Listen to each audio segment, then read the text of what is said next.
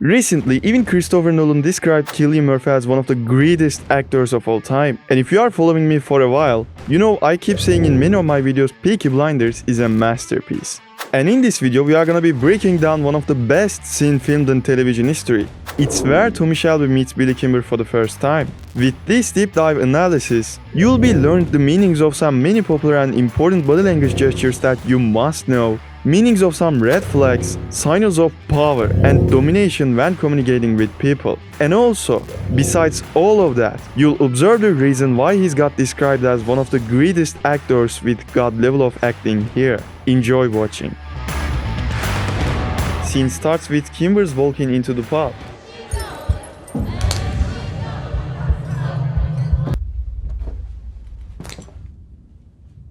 Is there any man here named Shelby?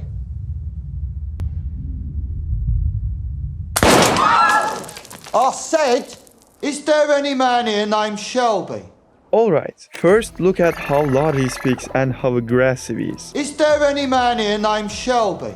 This is generally unusual in their world. For example, on the first meeting of Luca and Tommy, both parties were calm, or with another villain, Mosley, they were generally non-violent. Well, except this one. So what does that mean?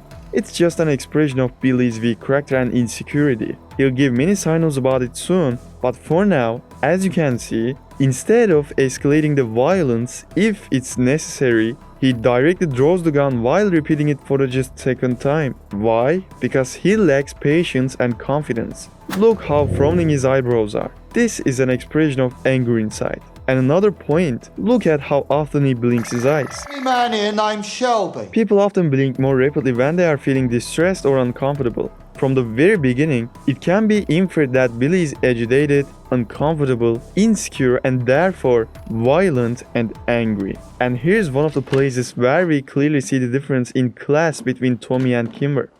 Gotta give these men a drink. Everyone else go home. Look at his natural facial expression and eye lock when he first opens the door. If you watched my other videos, you should be familiar with this trick. Whatever his position, the eye lock technique is one of Tommy's menacing techniques to establish his superiority from the first second. It allows him to establish his authority over the person even when he is inferior. So you should definitely use this if you are in a serious business. Gotta give these men a drink. Everyone else go home.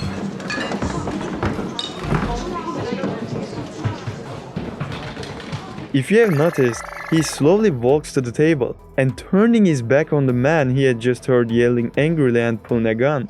In fact, he could simply go the other way. Most of us probably do it in the same situation even without realizing it, because it would make us feel safer subconsciously. We will talk about the social zones in the later of this video already, and you'll understand the reason of that. But for now, Tommy purposefully wanders around because he wants to pass in front of him and turn his back. The message behind of that, I don't even think you are strong enough to hurt me, or I don't even take you as a threat. And look at this little detail here. His thumb protrudes from the coat's pocket. This is a very common gesture for those who feel superior to the others. Usually the boss will walk around like that. And when he's not here, the one who's in the next charge will walk around using it. Overall, the more angry, agitated and uncomfortable Billy is, the more calm, confident and comfortable Tommy is. You go home.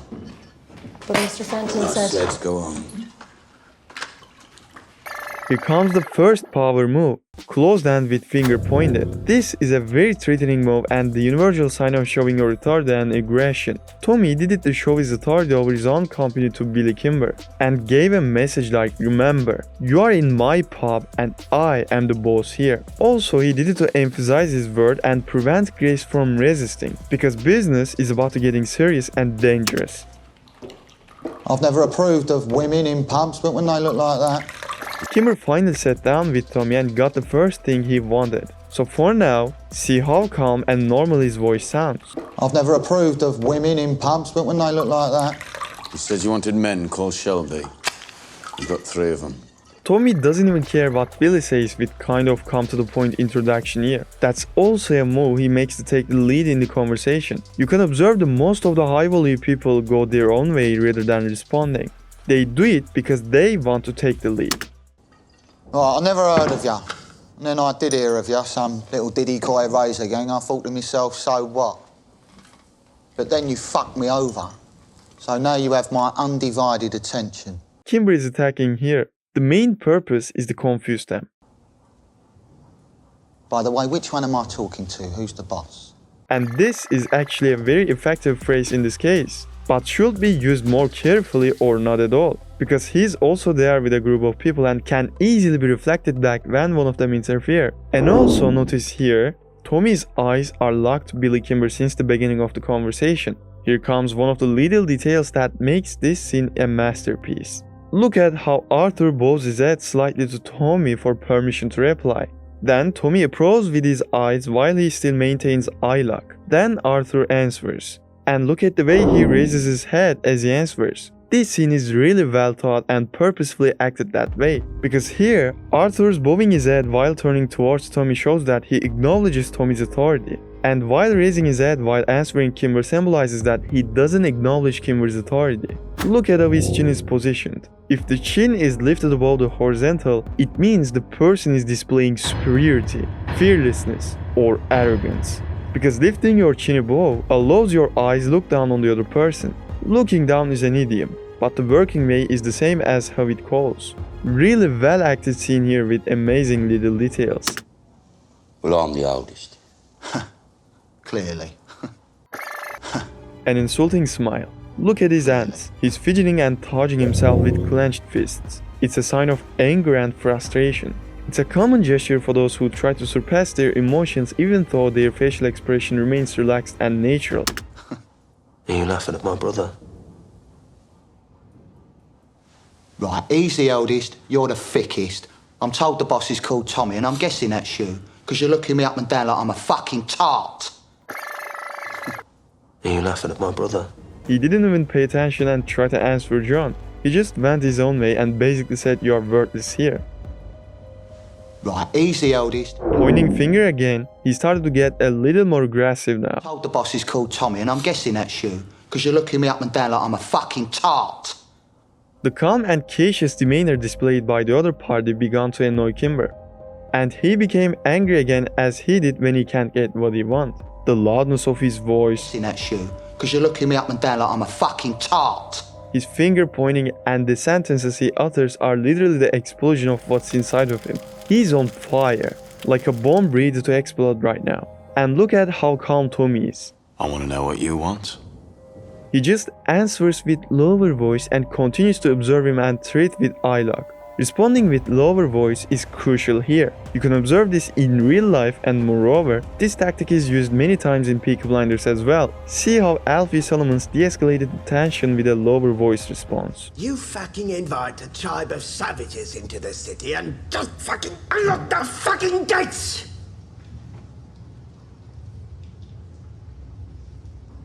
I'm sorry, what are you saying, mate?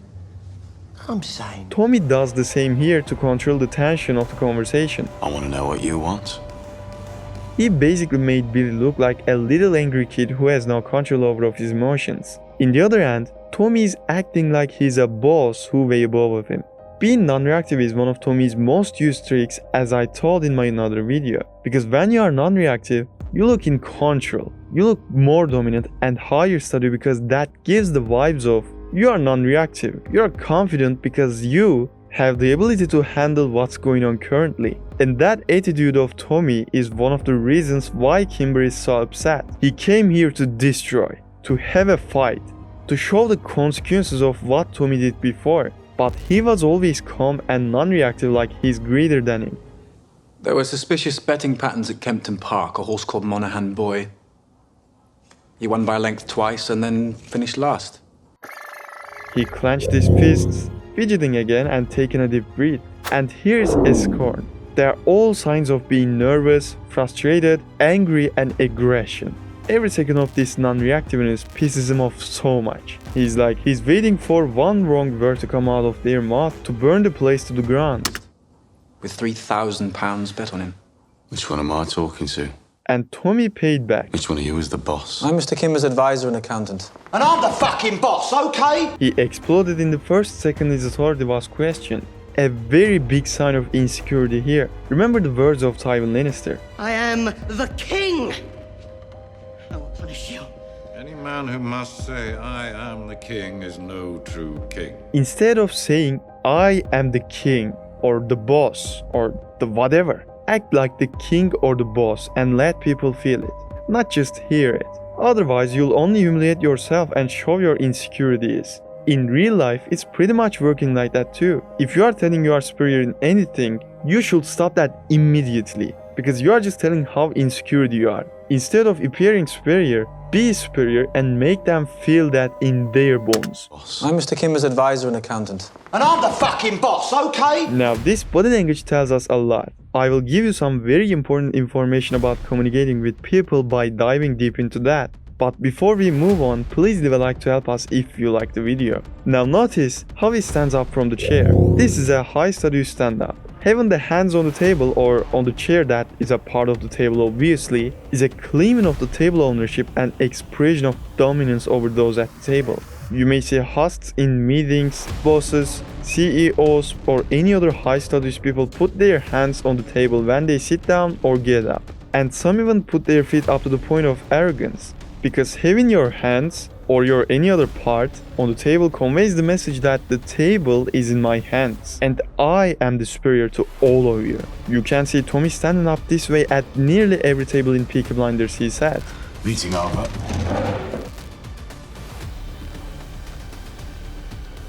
In this scene, Kimber was doing exactly the high status stand up with putting his hands on the chair's arms. Also, it's not just about the table meetings.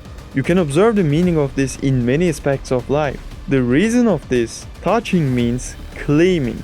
People tend to touch, put his foot or place his arms around what they have, because then they think that what they touch is an extension of them. For example, let's say you are taking a picture of a friend who bought a new car. How do you think he would pose? He leans on, puts one hand on the hood, puts his foot on the heel, right? Because this car is now his new property. Or lovers, when they're in public, hold hands, put their arms around each other just to show to competitors that they have claim on that person. The next thing about this scene is his body position. As he stands up, he spreads his arms to the sides to take up more room and most importantly, leans forward a little closer to Tommy's zone.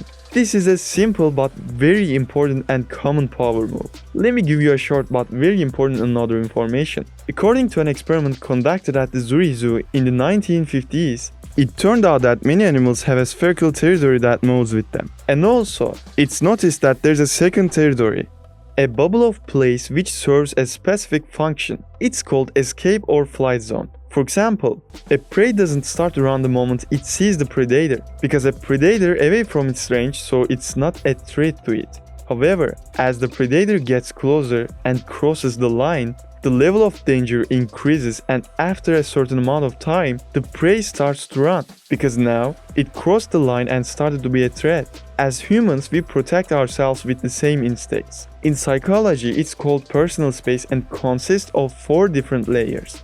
And we try to adjust our distance according to the threat level of the other person. While we can easily be side by side with those we trust, we prefer to stay away from dangerous individuals. In this scene, it's possible to say that Kimber is at Tommy's social zone, which is a safe section for Tommy, but very close to the upper limit of his personal zone. So with leaning in, he threats Tommy by getting closer to his personal zone or even crosses the line. And in order to increase the level of threat, he spreads his arms to look bigger. You may not have cared much when you first watched it, but it's a very important gesture used to treating the other person, both here and real life. Right, end of parley. You fixed the race without my permission.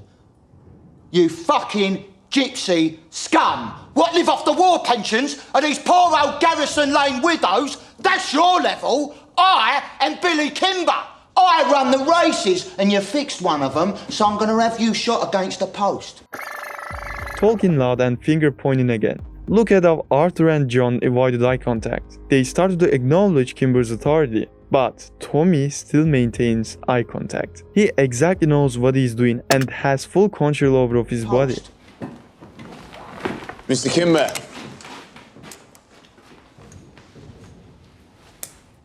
Look at it. Tommy realized that Kimber's anger was about to make things worse, so he remains calm and continues to speak in a lower tone, but still confidently and clearly. Look at it. That is my name in it. It's from the Lee family. You are also at war with the Lees, Mr. Kimber, am I right? He also saw the starvation of his ego as a result of his observations. That's why he decided to seem like he acknowledged his superiority by calling him Mr. Kimber twice. If you noticed, he never called him as Mr. Kimber before. It's also important that the first thing he told him was that he was at war with the Lee family. In short, he offers him the strategy of the enemy of my enemy is my friend. Kimber takes a step towards Tommy again. This is a proof that he's interested in. The Lees are attacking your bookies and taking your money. Your men can't control them. You need help. A harsh swallow here, a sign of stress. Tommy is at the most important moment of the conversation right now, and he knows every word that comes out of his mouth is very important. Really professional acting again. Perhaps we should listen to what Mr. Shelby has to say before we make our decisions. Right, the Lees are doing a lot of talking at the fairs. They have a lot of kin. Eyelids are the part of the body language that the person controls the least, so it conveys subconscious responses very accurately. And it seems like Tommy just doesn't like and disgusts them having a lot of kin. They are saying the racetracks are easy meat because the police are busy with strikes. Now, we have connections. We know how they operate. You have muscle. Together we can beat them. Divided, maybe not. He put his hand back on the table in a slightly shy way when he made an obvious offer to him. He basically says, I am at the table as well. And here, I will give you a genius trick that will be very useful in your real life. If you have noticed, Tommy is making the offer with Kimber's interests in mind first. He tells them about their troubles and how he can help them by solving them. They didn't even talk about Tommy's own earnings yet, so you should do the same. When you're about to make an offer or request to someone, you should always start with the other person's earnings. This will increase the chance of you getting what you want. Because otherwise, why people want to help you? For what? Just do it more professionally and always start with the other's earnings. Mr. Kimber, perhaps we should take some time for reflection, possibly make arrangements for a second meeting. Eye lock, which is a sign of threatening again. I admire you, Mr. Kimber. You started with nothing and built a legitimate business. It would be an honor to work with you, Mr. Kimber. Tommy decided to feed Kimber's ego a little more. He calls him Mr. Kimber, expresses his admiration and praises his success. Tommy made him feel superior on purpose. He tried to let his guard down by praising, and now he's trying to hit the last blow in a very sneaky way. The metaphor of working with you. Really clever. Look at how he raised up his chin and started to look down on them after Tommy's praises. Nobody works with me. People work for me. And yeah, again he reminds everyone that he's superior to them.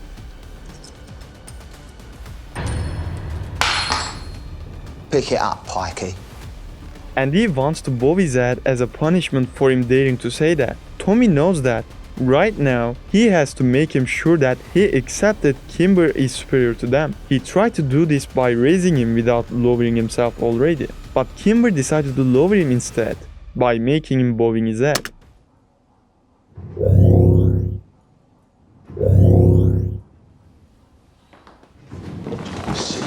Sit down. His brother knew the meaning of this, so he wanted to do it, but Tommy refused and gave him what he wanted.